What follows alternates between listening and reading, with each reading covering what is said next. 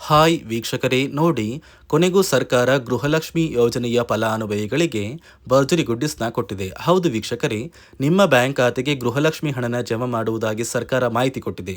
ಆದರೆ ಯಾರೆಲ್ಲ ಫಲಾನುಭವಿಗಳು ವೋಟರ್ ಐಡಿನ ಹೊಂದಿದ್ದು ಮತ್ತು ಜಾತಿ ಪ್ರಮಾಣ ಪತ್ರನ ಹೊಂದಿದ್ದು ನೀವು ಇನ್ನೂ ಕೂಡ ಗೃಹಲಕ್ಷ್ಮಿಗೆ ಈ ಎರಡು ದಾಖಲಾತಿಗಳನ್ನ ಲಿಂಕ್ ಮಾಡಿಸಿಲ್ಲ, ಇಂತಹ ಫಲಾನುಭವಿಗಳಿಗೆ ಹಣ ಬರೋದಿಲ್ಲ. ಇದೇ ಕಾರಣಕ್ಕೆ ನೀವು ಈ ವೋಟರ್ ಐಡಿ ಮತ್ತು ಜಾತಿ ಪ್ರಮಾಣ ಪತ್ರನ ಆದಷ್ಟು ಬೇಗ ನಿಮ್ಮ ಗೃಹಲಕ್ಷ್ಮಿಗೆ ಲಿಂಕ್ ಮಾಡಿಸಿ, ಅಂದರೆ ಮರು ಅರ್ಜಿ ಮೂಲಕ ಲಿಂಕ್ ಮಾಡಿಸಿ. ಯಾಕಂದರೆ ಸರ್ಕಾರ ನಿಮ್ಮ ಮೊಬೈಲಲ್ಲೇ ಈ ಒಂದು ದಾಖಲಾತಿಗಳನ್ನ ಲಿಂಕ್ ಮಾಡಿಸೋದಕ್ಕೆ ಅವಕಾಶ ಮಾಡಿಕೊಟ್ಟಿದೆ. ಹೌದು ವೀಕ್ಷಕರೇ, ಮೊಬೈಲ್ ಅಪ್ಲಿಕೇಶನ್ ಮೂಲಕ ನೀವು ಈ ಒಂದು ಕೆಲಸನ ಮಾಡಿದ್ರೆ ಇನ್ನು ಮುಂದೆ ಗೃಹಲಕ್ಷ್ಮಿ ಹಣ ನಿಮ್ಮ ಬ್ಯಾಂಕ್ ಖಾತೆಗೆ ಖಂಡಿತವಾಗಿಯೂ ಬರುತ್ತೆ. ಹೇಗೆ ನೀವು ಈ ಒಂದು ಕೆಲಸನ ಮಾಡಬೇಕು ಅಂತ ತಿಳಿಸ್ಕೊಡ್ತೀನಿ. ಅದೇ ರೀತಿ ಸರ್ಕಾರದಿಂದ ಕರ್ನಾಟಕದ 26 ಜಿಲ್ಲೆಗಳನ್ನು ಆಯ್ಕೆ ಮಾಡಿ ಒಟ್ಟು ಗೃಹಲಕ್ಷ್ಮಿ ಯೋಜನೆಯ ಕಳೆದ 3 ತಿಂಗಳ 6,000 ಹಣನ ಜಮಾ ಮಾಡ್ತಾ ಇದೆ.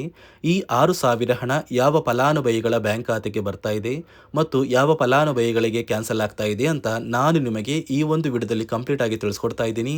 ಅದಕ್ಕಿಂತ ಮೊದಲು ನೀವು ನನ್ನ ಚಾನಲ್ನ ಸಬ್ಸ್ಕ್ರೈಬ್ ಆಗಿಲ್ಲ ಅಂದರೆ ದಯಮಾಡಿ ಪ್ರತಿಯೊಬ್ಬರು ಚಾನಲ್ನ ಸಬ್ಸ್ಕ್ರೈಬ್ ಮಾಡಿಕೊಂಡು ಹಾಗೆ ವಿಡಿಯೋಗೆ ಒಂದು ಲೈಕ್ನ ಕೊಡಿ. ಹೌದು ವೀಕ್ಷಕರೇ, ಸರ್ಕಾರದಿಂದ ಪ್ರತಿಯೊಂದು ಗೃಹಲಕ್ಷ್ಮಿ ಫಲಾನುಭವಿಗಳಿಗೆ ಒಟ್ಟಿಗೆ 3 ತಿಂಗಳ ಗೃಹಲಕ್ಷ್ಮಿ ಯೋಜನೆಯ 6,000 ಹಣ ಬರುತ್ತೆ ಅಂತ ಮಾಹಿತಿ ಕೊಟ್ಟಿದ್ದಾರೆ. ಆದರೆ ನೀವು ಗೃಹಲಕ್ಷ್ಮಿ ಹಣ ಪಡಿಬೇಕು ಅಂದರೆ ವೋಟರ್ ಐಡಿ ಕಡ್ಡಾಯವಾಗಿ ನಿಮ್ಮ ಬಳಿ ಇರಬೇಕು ಮತ್ತು ಜಾತಿ ಪ್ರಮಾಣ ಪತ್ರ ಕೂಡ ಇರಬೇಕು. ಈ ಎರಡು ದಾಖಲಾತಿಗಳನ್ನ ಎಷ್ಟು ಬೇಗ ನೀವು ನಿಮ್ಮ ಗೃಹಲಕ್ಷ್ಮಿಗೆ ಲಿಂಕ್ ಮಾಡಿಸ್ತೀರಾ ಅಷ್ಟು ಬೇಗ ಸರ್ಕಾರ ನಿಮ್ಮ ಬ್ಯಾಂಕ್ ಖಾತೆಗೆ ಹಣ ಬರುತ್ತೆ. ನಿಮ್ಮ ಮೊಬೈಲಲ್ಲೇ ಗೃಹಲಕ್ಷ್ಮಿಗೆ ಮರು ಅರ್ಜಿನ ಹಾಕೋದಕ್ಕೆ ಸರ್ಕಾರ ಅವಕಾಶ ಮಾಡಿಕೊಟ್ಟಿದೆ. ಹೇಗೆ ನೀವು ಮರು ಅರ್ಜಿ ಹಾಕೋದು ಅಂತ ನಾನು ನಿಮಗೆ ಪ್ರತಿಯೊಂದು ವಿಧಾನ ಕೂಡ ಹೇಳ್ಕೊಡ್ತೀನಿ. ಅದೇ ರೀತಿ ಸರ್ಕಾರ ಕರ್ನಾಟಕದ ಒಟ್ಟು 26 ಜಿಲ್ಲೆಗಳನ್ನು ಆಯ್ಕೆ ಮಾಡಿ ಗೃಹಲಕ್ಷ್ಮಿ ಯೋಜನೆಯ ಕಳೆದ 3 ತಿಂಗಳ 6,000 ಹಣನ ಜಮಾ ಮಾಡ್ತಾ ಇದೆ. ಈ 6,000 ಹಣ ಜುಲೈ 22ರಿಂದ ಫಲಾನುಭವಿಗಳಿಗೆ ಬರ್ತಾ ಇದ್ದು ಯಾರಿಗೆಲ್ಲ ಹಣ ಬರುತ್ತೆ, ಯಾರಿಗೆಲ್ಲ ಹಣ ಕ್ಯಾನ್ಸಲ್ ಆಗಿದೆ ಅಂತ ನಾನು ನಿಮಗೆ ತಿಳಿಸ್ಕೊಡ್ತೀನಿ. ನೋಡಿ ವೀಕ್ಷಕರೇ, ಮೊದಲು ಸರ್ಕಾರ ಯಾವ ಕಾರಣಕ್ಕೆ ಗೃಹಲಕ್ಷ್ಮಿ ಯೋಜನೆಗೆ ಹೊಸ ರೀತಿಯ ಒಂದು ನಿಯಮಗಳನ್ನ ತಂದಿದೆ ಅಂದರೆ, ಇಲ್ಲಿ ಗೃಹಲಕ್ಷ್ಮಿಯಲ್ಲಿ ಸುಮಾರು 6ರಿಂದ 7 ಲಕ್ಷಕ್ಕಿಂತ ಅಧಿಕ ಮಹಿಳೆಯರ ಹತ್ರ ಒಂದು ವೋಟರ್ ಐ ಡಿ ಕಾರ್ಡ್ ಇಲ್ಲ. ಅಂದರೆ ವೋಟರ್ ಐ ಡಿ ಇಲ್ಲ ಅಂದರೂ ಕೂಡ ಅವರು ಸರ್ಕಾರದಿಂದ ಬರುವ ಗೃಹಲಕ್ಷ್ಮಿ ಹಣನ ಪಡಿತಾ ಇದ್ದಾರೆ. ಮತ್ತು ಸಾಕಷ್ಟು ಫಲಾನುಭವಿಗಳ ಒಂದು ಬ್ಯಾಂಕ್ ಖಾತೆ ಏನಿದೆ ಆ ಒಂದು ಬ್ಯಾಂಕ್ ಖಾತೆ ಹೊರ ರಾಜ್ಯದ ಬ್ಯಾಂಕ್ ಖಾತೆ ಆಗಿದೆ. ಅಂದರೆ ಕರ್ನಾಟಕದಲ್ಲಿರುವಂತಹ ಫಲಾನುಭವಿಗಳು ಬೇರೆ ರಾಜ್ಯದಲ್ಲಿ ಹೊಂದಿರುವಂತಹ ಒಂದು ಬ್ಯಾಂಕ್ ಖಾತೆನ ಕೊಟ್ಟು ಗೃಹಲಕ್ಷ್ಮಿ ಹಣನ ಪಡಿತಾ ಇದ್ದಾರೆ. ಅದೇ ರೀತಿ ಸಾಕಷ್ಟು ರೀತಿಯ ಹೊಸ ಬದಲಾವಣೆಗಳು ಯಾವ ಕಾರಣಕ್ಕೆ ಬರ್ತಾ ಇದೆ ಅಂದರೆ, ಗೃಹಲಕ್ಷ್ಮಿ ಯೋಜನೆಯಲ್ಲಿ ಅರ್ಹವಿರುವ ಫಲಾನುಭವಿಗಳಿಗೆ, ಅಂದರೆ ಕರ್ನಾಟಕದವರಾಗಿದ್ದು ಕರ್ನಾಟಕದಲ್ಲೇ ವೋಟರ್ ಐ ಡಿನ ಹೊಂದಿದ್ದು ಕರ್ನಾಟಕದ ಫಲಾನುಭವಿಗಳಾಗಿದ್ದು ಇವರ ಬ್ಯಾಂಕ್ ಖಾತೆಗೆ ಹಣ ತಲುಪಬೇಕು. ಬೇರೆ ಫಲಾನುಭವಿಗಳಿಗೆ ಯಾವುದೇ ಕಾರಣಕ್ಕೂ ಹಣ ತಲುಪಬಾರದು ಅಂತ ಸರ್ಕಾರ ನಿರ್ಧಾರ ಮಾಡಿದೆ. ಇದೇ ಕಾರಣಕ್ಕೆ ಸಾಕಷ್ಟು ಫಲಾನುಭವಿಗಳು ಗೃಹಲಕ್ಷ್ಮಿ ಯೋಜನೆಯ ಒಂದು ಅರ್ಹರ ಪಟ್ಟಿಯಿಂದ ಕ್ಯಾನ್ಸಲ್ ಆಗ್ತಾ ಇದ್ದಾರೆ.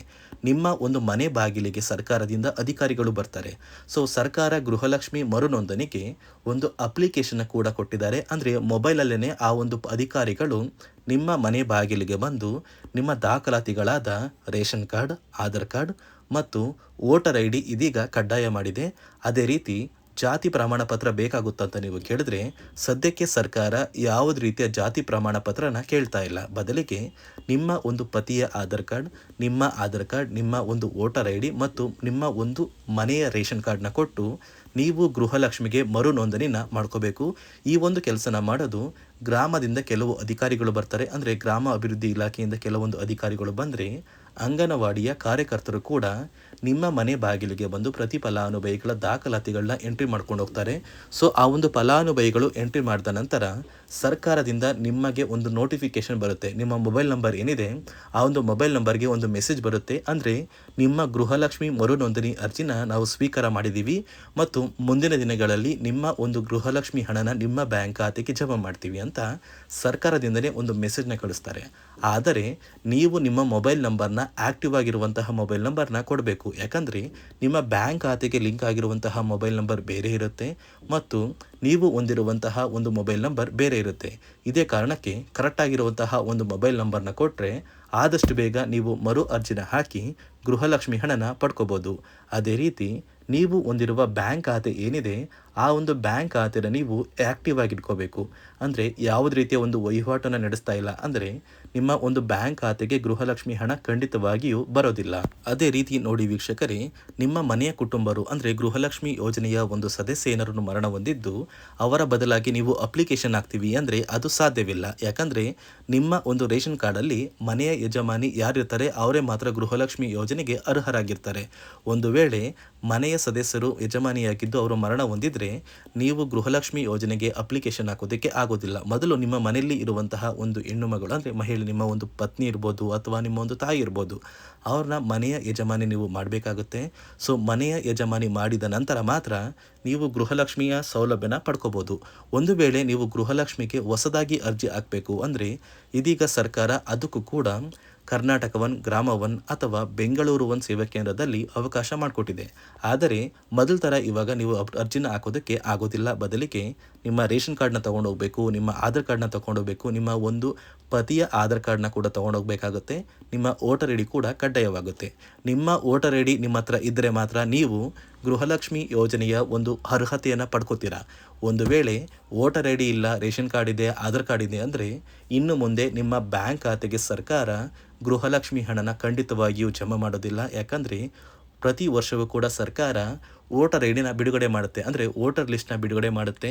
ಈ ಒಂದು ಲಿಸ್ಟಲ್ಲಿ ಕೆಲವು ಫಲಾನುಭವಿಗಳ ಒಂದು ಹೆಸರನ್ನ ಕ್ಯಾನ್ಸಲ್ ಮಾಡುತ್ತೆ. ಒಂದು ವೇಳೆ ನಿಮ್ಮ ವೋಟರ್ ಐ ಡಿ ಏನಾದರೂ ಕ್ಯಾನ್ಸಲ್ ಆಗಿದ್ದರೆ ನಿಮ್ಮ ಬ್ಯಾಂಕ್ ಖಾತೆಗೆ ಗೃಹಲಕ್ಷ್ಮಿ ಹಣನ ಸರ್ಕಾರ ಕ್ಯಾನ್ಸಲ್ ಮಾಡುತ್ತೆ. ಈ ಕೂಡಲೇ ನೀವು ನಿಮ್ಮ ದಾಖಲಾತಿಗಳು ಎಲ್ಲ ಕೂಡ ಸರಿ ಇದೆ ಅಂತ ತಿಳ್ಕೊಳ್ಳಿ. ಹಾಗಾದರೆ ಮಾತ್ರ ನೀವು ಗೃಹಲಕ್ಷ್ಮಿ ಯೋಜನೆಗೆ ಅರ್ಹರಾಗಿರ್ತೀರಾ. ಸರ್ಕಾರ ಯಾವ ಕಾರಣಕ್ಕೆ ಈ ರೀತಿಯ ಹೊಸ ಬದಲಾವಣೆಗಳನ್ನ ತರ್ತಾ ಇದೆ ಅಂದರೆ ಇಲ್ಲಿಯವರೆಗೂ ಸುಮಾರು 60 ಕೋಟಿಗಿಂತ ಅಧಿಕ ಮೊತ್ತನ ಸರ್ಕಾರ ನಷ್ಟ ಮಾಡಿಕೊಂಡಿದೆ. ಅಂದರೆ ಫಲಾನುಭವಿಗಳು ನಮ್ಮ ಕರ್ನಾಟಕದವರೇ ಅಲ್ಲ, ಅಂತಹ ಫಲಾನುಭವಿಗಳಿಗೂ ಕೂಡ ಸರ್ಕಾರದಿಂದ ಹಣ ಹೋಗಿದೆ ಮತ್ತು ಸಾಕಷ್ಟು ಫಲಾನುಭವಿಗಳು ಮರಣ ಹೊಂದಿದ್ದಾರೆ. ಅಂತಹ ಫಲಾನುಭವಿಗಳಿಗೂ ಕೂಡ ಹಣ ಹೋಗ್ತಾ ಇದೆ ಮತ್ತು ಫಲಾನುಭವಿಗಳು ಹೊಂದಿರುವ ಬ್ಯಾಂಕ್ ಖಾತೆ ಕೂಡ ಆ್ಯಕ್ಟಿವ್ ಇಲ್ಲ. ಅಂತಹ ಫಲಾನುಭವಿಗಳಿಗೂ ಕೂಡ ಹಣ ಹೋಗಿದೆ ಮತ್ತು ಸಾಕಷ್ಟು ಫಲಾನುಭವಿಗಳು ಏನು ಮಾಡಿದ್ದಾರೆ ಅಂದರೆ ಅವರ ಮನೆ ಕುಟುಂಬದ ಯಜಮಾನಿ ಅಂದರೆ ಹೆಡ್ ಆಫ್ ದ ಫ್ಯಾಮಿಲಿ ಇರ್ತಾರಲ್ಲ, ಸೊ ಆ ಒಂದು ಮಹಿಳೆ ಮರಣ ಹೊಂದಿರ್ತಾರೆ. ಸೊ ಏನೋ ಒಂದು ಕಾರಣದಿಂದ ಮರಣ ಹೊಂದಿದ್ದು ಅವರ ಬ್ಯಾಂಕ್ ಖಾತೆಗೆ ಬರುವ ಗೃಹಲಕ್ಷ್ಮಿ ಹಣನ ಒಂದು ATM ಮೂಲಕ ವಿತ್ಡ್ರಾ ಮಾಡಿದ್ದಾರೆ ಮತ್ತು ಫೋನ್ಪೇ ಮೂಲಕ ಟ್ರಾನ್ಸ್ಫರ್ ಮಾಡ್ಕೊಂಡಿದ್ದಾರೆ. ಇದೀಗ ಸರ್ಕಾರ ಈ ರೀತಿಯ ಒಂದು ಹೊಸ ಬದಲಾವಣೆಗಳನ್ನ ಜಾರಿಗೆ ತಂದರೆ ಯಾರಿಗೂ ಕೂಡ ಗೃಹಲಕ್ಷ್ಮಿ ಹಣ ಮೋಸ ಆಗೋದಿಲ್ಲ ಮತ್ತು ಪ್ರತಿ ಫಲಾನುಭವಿಗಳಿಗೆ ಹಣ ಬಂದೇ ಬರುತ್ತೆ ಅಂತ ಆದೇಶ ಕೊಟ್ಟಿದೆ. ನೀವು ಕೇಳ್ಬೋದು ವೀಕ್ಷಕರೇ, 3 ವರ್ಷದಿಂದ ಯಾವುದೇ ಕಾರಣಕ್ಕೂ ನಮಗೆ ಗೃಹಲಕ್ಷ್ಮಿ ಯೋಜನೆ ಹಣ ಮಿಸ್ ಆಗಿಲ್ಲ. ಸೊ ಇದೀಗ ಏನಕ್ಕೆ ಸಡನ್ ಆಗಿ ಈ ಥರ ಬದಲಾವಣೆಗಳು ಬರ್ತಾ ಇದೆ ಅಂದರೆ ಸರ್ಕಾರದಿಂದ ಕೆಲವು ಅಧಿಕಾರಿಗಳು ಒಂದು ಚರ್ಚೆ ನಡೆಸಿದ್ದಾರೆ. ಒಂದು ಸಭೆಯಲ್ಲಿ ಗೃಹಲಕ್ಷ್ಮಿ ಯೋಜನೆಯ ಕುರಿತು ಒಂದು ಸಭೆ ಮಾಡಿದಾಗ ಅಲ್ಲಿ ಗೃಹಲಕ್ಷ್ಮಿ ಯೋಜನೆಯಲ್ಲಿ ಸಾಕಷ್ಟು ರೀತಿಯ ಲೋಪದೋಷಗಳು ಕಂಡು ಬಂದಿದೆ. DBT ಮೂಲಕ ನಿಮ್ಮ ಬ್ಯಾಂಕ್ ಖಾತೆಗೆ ಹಣನ ಹಾಕಬೇಕಾದ್ರೆ ಸಾಕಷ್ಟು ಫಲಾನುಭವಿಗಳಿಗೆ ಹಣ ಹೋಗ್ತಾ ಇದೆ. ಸಾಕಷ್ಟು ಫಲಾನುಭವಿಗಳಿಗೆ ಹಣ ಹೋಗಿದ್ರು ಅವರ ಬ್ಯಾಂಕ್ ಖಾತೆಗೆ ಜಮಾ ಆಗ್ತಾ ಇಲ್ಲ. ಬದಲಿಗೆ ಆ ಒಂದು ಹಣ DBTಯಲ್ಲೇ ಸ್ಟಕ್ ಆಗ್ತಾ ಇದೆ ಮತ್ತು ಸರ್ಕಾರಕ್ಕೂ ಕೂಡ ಆ ಒಂದು ಹಣ ಬರ್ತಾ ಇಲ್ಲ. ಮತ್ತು ಸರ್ಕಾರ ಹಾಕಿರುವ ಹಣ ಇನ್ನೂ ಕೂಡ ಹಾಗೇ ಇದೆ. ಸಾಕಷ್ಟು ಫಲಾನುಭವಿಗಳು ಆ ಒಂದು ಹಣನ ಯೂಸ್ ಕೂಡ ಮಾಡ್ತಾ ಇಲ್ಲ, ಅಂದರೆ ಅದು ಬ್ಯಾಂಕ್ ಖಾತೆಯಲ್ಲಿ ಹಂಗೇನೆ ಇದೆ.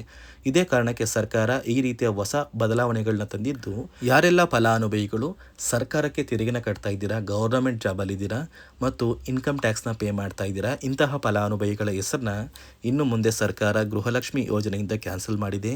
ನಿಮ್ಮ ಒಂದು ರೇಷನ್ ಕಾರ್ಡ್ BPL ರೇಷನ್ ಕಾರ್ಡಿಂದ APL ಆಗಿದ್ರು ಕೂಡ ನೀವು ಗೃಹಲಕ್ಷ್ಮಿ ಯೋಜನೆಯನ್ನು ಪಡೆಯೋದಕ್ಕೆ ಅರ್ಹರಾಗಿರ್ತೀರಾ. ನೋಡಿ ವೀಕ್ಷಕರೇ, ಪ್ರತಿಯೊಂದು ಫಲಾನುಭವಿಗಳಿಗೆ ಸರ್ಕಾರ ಒಟ್ಟು 3 ತಿಂಗಳ 6,000 ಹಣನ ಜಮಾ ಮಾಡ್ತಾ ಇದ್ದು, ಇಂದು ಬುಧವಾರ ಜುಲೈ 22ರಿಂದ ಕರ್ನಾಟಕದ ಒಟ್ಟು 26 ಜಿಲ್ಲೆಗಳಿಗೆ 3 ತಿಂಗಳ ಗೃಹಲಕ್ಷ್ಮಿ ಯೋಜನೆಯ 6,000 ಹಣ ಬರ್ತಾ ಇದ್ದು, ಯಾವ ಜಿಲ್ಲೆಗಳಿಗೆ ಹಣ ಬರ್ತಾ ಇದೆ ಅಂದರೆ ಬಾಗಲಕೋಟೆ, ಬೆಂಗಳೂರು ನಗರ, ಬೆಂಗಳೂರು ಗ್ರಾಮಾಂತರ, ಬೆಳಗಾವಿ, ಬಳ್ಳಾರಿ, ಬೀದರ್, ವಿಜಯನಗರ, ಚಾಮರಾಜನಗರ, ಚಿಕ್ಕಬಳ್ಳಾಪುರ, ಚಿಕ್ಕಮಗಳೂರು, ಚಿತ್ರದುರ್ಗ, ದಕ್ಷಿಣ ಕನ್ನಡ, ದಾವಣಗೆರೆ, ಧಾರವಾಡ, ಗದಗ, ಕಲಬುರಗಿ, ಹಾಸನ, ಹಾವೇರಿ, ಕೊಡಗು, ಕೋಲಾರ, ಕೊಪ್ಪಳ, ಮಂಡ್ಯ, ಮೈಸೂರು, ರಾಯಚೂರು, ರಾಮನಗರ, ಶಿವಮೊಗ್ಗ, ತುಮಕೂರು, ಉಡುಪಿ, ಉತ್ತರ ಕನ್ನಡ ಮತ್ತು ಯಾದಗಿರಿ ಈ ಜಿಲ್ಲೆಗಳಿಗೆ ಸರ್ಕಾರ ಒಟ್ಟು 3 ತಿಂಗಳ ಗೃಹಲಕ್ಷ್ಮಿ ಯೋಜನೆಯ